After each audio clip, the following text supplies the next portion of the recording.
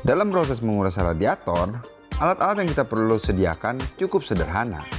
Di antaranya, tang, karter, gelas, corong buatan, dan penguras radiator. Tentunya air radiatornya perlu kita sediakan. Di sini gue menyediakan sekitar 8 liter air radiator. Dan juga untuk pengurasan nanti gue menyediakan air galon. Step awal yang kalian lakukan ialah membuka penutup dari tutup atas radiator ini. Kemudian kita akan mengkosongkan tabung reservoir atau tabung cadangan air radiator dengan mencopot selang pada bagian bawahnya agar seluruh tabung cadangan air radiator ini turun dan keluar seluruhnya.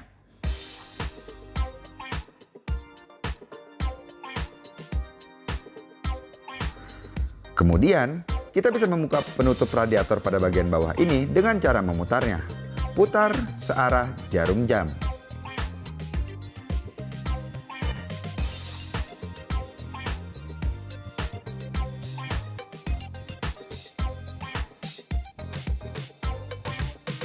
Setelah air radiatornya habis, kita bisa menutupnya kembali dengan memutar penutupnya berlawanan dengan arah jarum jam.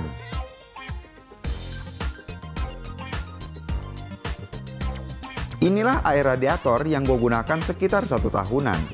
Radiator yang gue gunakan merek dari Trivindo. Harganya kisaran 1 jutaan. Dan selama pemakaian, tidak ada keluhan yang gue rasakan. Selama pemakaian 1 tahun, ternyata ada kerak-kerak yang rontok juga. Mungkin dari saluran radiator lain, bisa jadi dari water pump ataupun dari selang-selangnya. Dan sekarang kita akan mengurasnya menggunakan CRC. 10 menit radiator flush one step cleaner. Dengan isi bersih sekitar 355 mili yang dapat dicampur oleh air sekitar 7 sampai dengan 8 liter pada saat melakukan flushing. Cara penggunaannya, tuangkan seluruh cairan flushing radiator ini ke dalam radiator yang nantinya kita bisa mencampurnya menggunakan air bersih.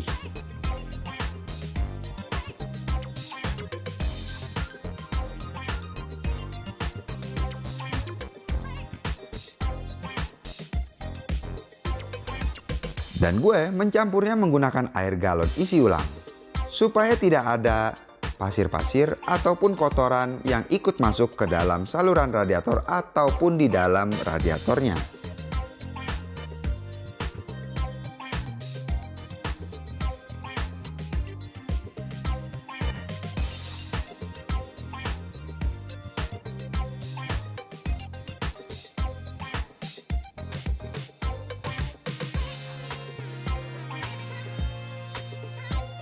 Isi air radiator sampai dengan penuh, sehingga tidak ada lagi air yang bisa masuk ke dalam selangnya. Dan pada bagian tabung reservoir, kita juga mengisinya hingga batas maksimal.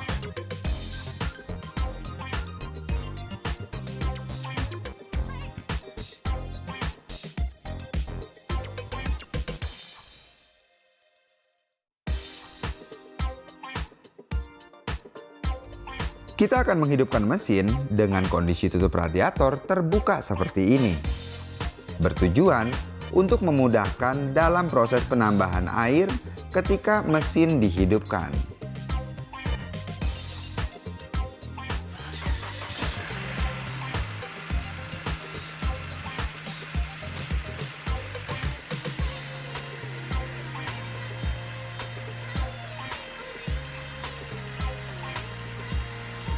Mesin akan dihidupkan sekitar 10 hingga 15 menit untuk proses pengurasan atau flushing radiator.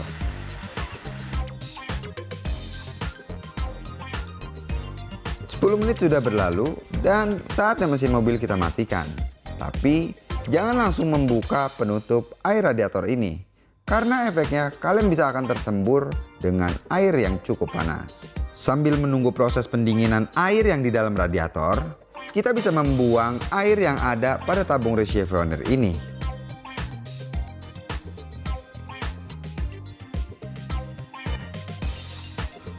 Setelah 5 menit gue diamkan, gue memutuskan untuk membuka tutup radiator ini.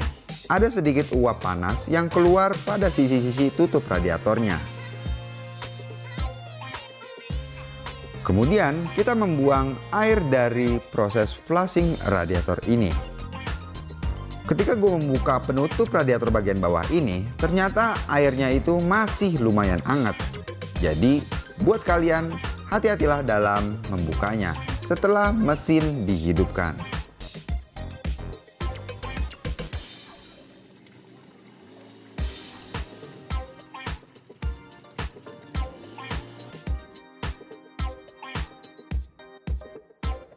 Dan inilah hasil dari flushing radiator Suzuki Grand Vitara ini. Masih ada pasir dan kotoran yang ikut pada saat proses flushing ini. Tibalah di step terakhir ini, pengisian air radiator baru. Di sini, gue menggunakan air radiator merek Yamaha yang diperuntukkan khusus untuk kendaraan bermotor. Alasan gue menggunakan air radiator ini karena titik didih mesin motor itu jauh lebih tinggi ketimbang mesin mobil. Jadi pendinginannya akan lebih maksimal ketika dimasukkan ke radiator mobil.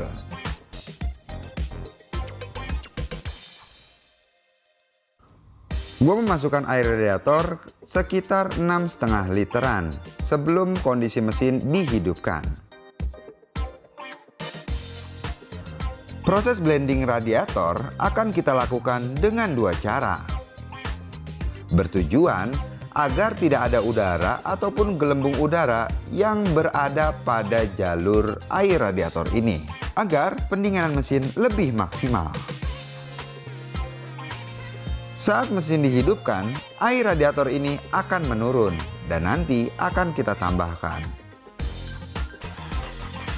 Gelembung udara yang keluar pada saat mesin mobil dihidupkan menandakan bahwa terjadi pertukaran antara cairan air radiator dengan udara yang ada pada bagian dalam jalur radiator.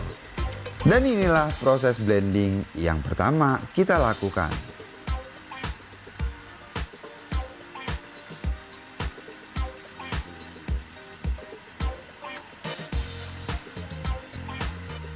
Sekitar 1 hingga 2 menit mesin mobil dihidupkan, ternyata banyak gelembung udara yang keluar dari jalur air radiator ini. Kita akan membiarkan mesin dalam kondisi hidup sekitar 15 menit dengan posisi tutup radiator tertutup dengan rapat.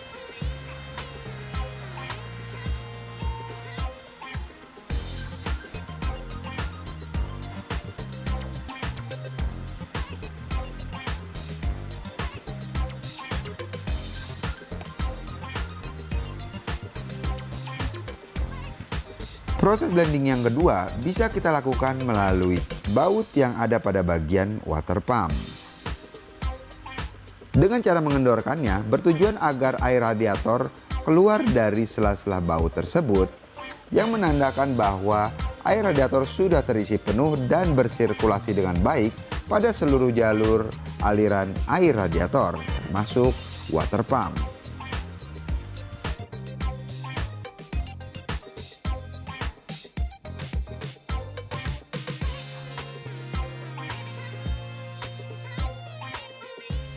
Setelah melakukan perjalanan, akhirnya gue putuskan untuk mengecek kembali posisi air radiator pada bagian tutupnya.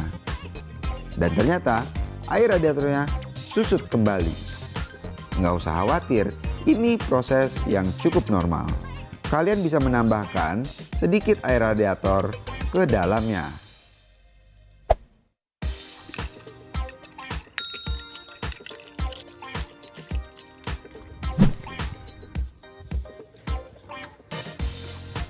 Terima kasih buat kalian yang sudah menyaksikan video ini sampai dengan selesai. Jangan lupa untuk klik like dan subscribe. Dan juga share video ini ke medsos kalian ya. See you!